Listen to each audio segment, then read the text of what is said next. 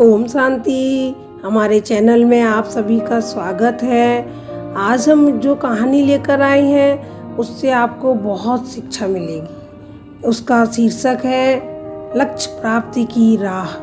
आइए सुनते हैं कहानी। एक किसान के घर एक दिन उसका कोई परिचित मिलने आया। उस समय वह घर पर नहीं था। उसकी पत्नी ने कहा, वह खेत पर गए हैं, मैं बच्चे को बुलाने के लिए भेजती हूँ, तब तक आप इंतजार करें। कुछ ही देर में किसान खेत से अपने घर आ पहुंचा। उसके साथ साथ उसका पालतू कुत्ता भी आया। कुत्ता जोरों से हाँफ रहा था। उसकी यह हालत देख मिलने आए व्यक्ति ने किसान से पूछा, क्या तुम्हारा खेत बहुत दूर है? किसान ने कहा, ना नहीं, पास ही है।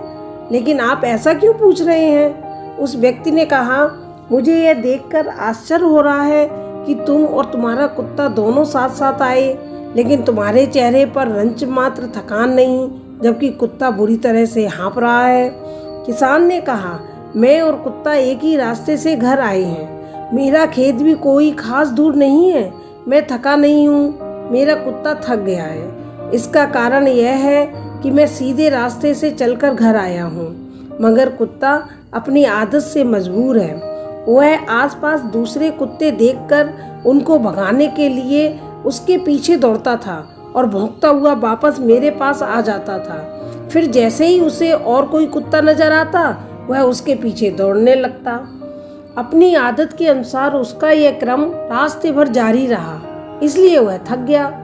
देखा जाए तो यही स्थिति आज के इंसान की भी है।